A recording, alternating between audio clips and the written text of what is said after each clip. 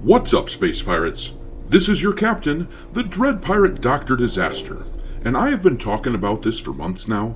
My contacts in retail have been feeding me painstakingly detailed information that showed that Dragon Age the Veilguard was tracking well behind Star Wars Outlaws in sales numbers, and now that we have someone else verifying this information, well, I gotta say, the vindication feels pretty damn good. I've been saying it.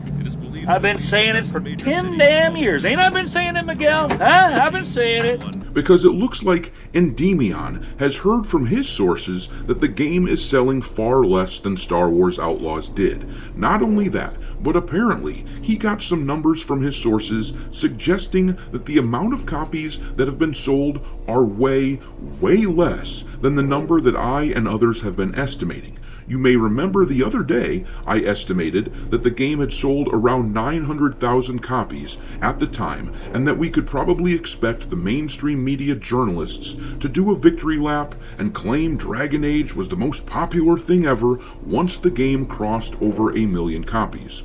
Well, if Endymion's sources are correct, there may be a really good reason as to why we haven't heard that announcement yet. Clearly things are worse than we thought for this game. We are so screwed.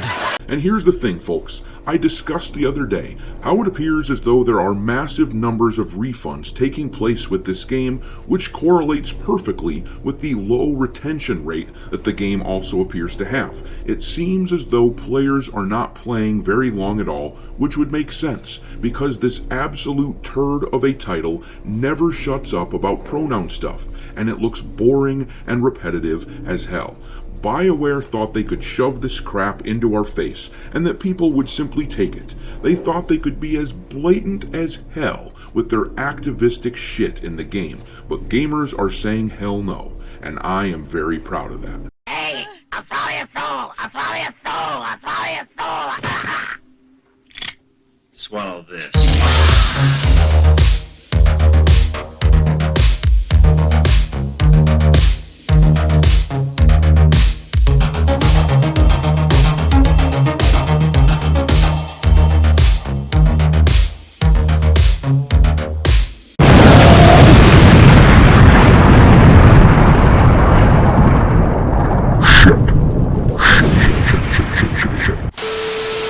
Alright, me hearties, make sure you like this video and subscribe to the channel if you haven't done so already, and also, don't forget to follow me over on Twitter or X, or whatever you want to refer to it as these days. I keep a list on there of games lousy with wokeness pinned to the account at all times for your reference. My handle over there is Dr. Disaster 1. Anyhow, let's talk about Dragon Age's sales numbers, shall we?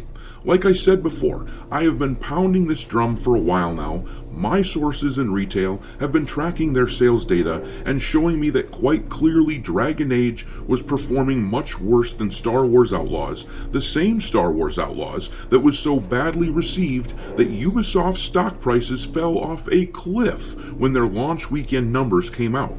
So keep that in mind, that Star Wars Outlaws was so atrocious that it tanked its publisher's stock price. And now, look at this headline with the full context. Dragon Age the Veilguard appears to be doing worse than Star Wars Outlaws. And you gotta think, all of these AAA games that do even halfway decent numbers these days, they have abandoned a massive chunk of gamers with their activistic shit in the games. So, the only reason they're able to accomplish any sales at all these days is by leeching off of famous IPs. And as big as Dragon Age is in the gaming community, it was never going to compete with the likes of a franchise like Star Wars. But anyhow, let's read this article from that Park Place to see what Endymion's numbers look like. It says, YouTuber Endymion revealed that a source shared with him that the game has only sold about 500,000 copies, which is just half of what is rumored regarding Star Wars Outlaws.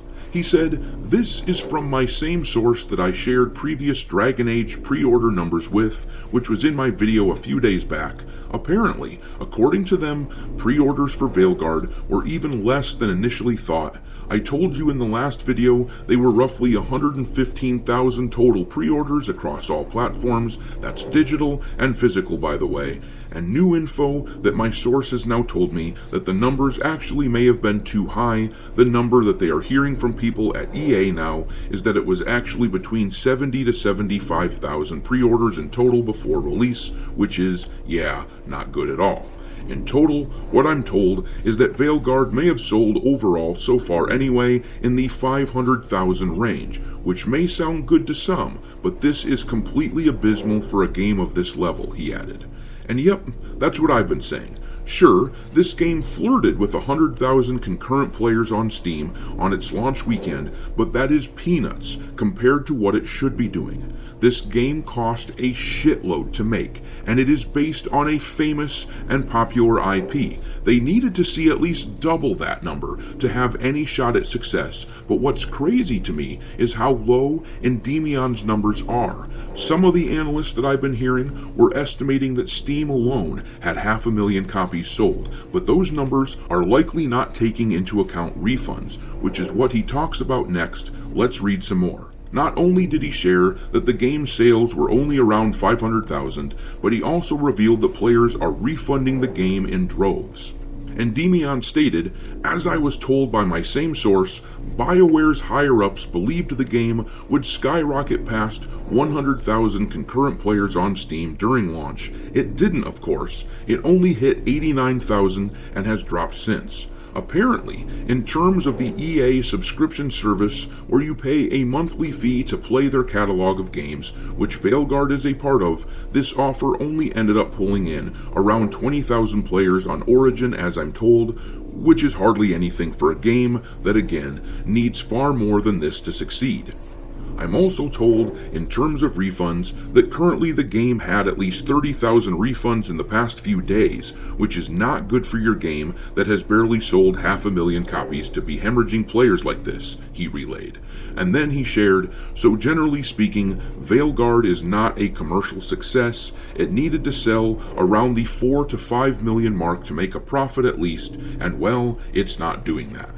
Once again, this tracks along with what I've been hearing from retail stores who are telling me that a shitload of people are bringing their games back to the stores and selling them back. They can't get refunds in these stores. It's not strictly a refund per se, but it's basically the same premise. It also tracks perfectly with what we've been seeing with the retention rates for the game. A lot of players are only playing the title for a few hours and then they're stopping. But one of the most telling things about how slow the sales are for this game is that nobody in gaming media is talking about the sales of Dragon Age. EA and Bioware haven't proudly announced that they've sold 1 million copies. It's radio silence on the topic. This is what Grums wrote on Twitter about the subject. Have you noticed EA and Bioware have been very quiet about first week sales? That doesn't happen if Dragon Age the Veilguard is selling well. Bingo. But I'm going to leave it there. Drop your thoughts on the sales numbers of this game into the comment section below, and we will talk there. Thanks for watching, me hearties. If you haven't already, your captain is inviting you to subscribe to the channel and become a part of the crew. Life as a space pirate may not be glamorous, but there's always plenty of booty.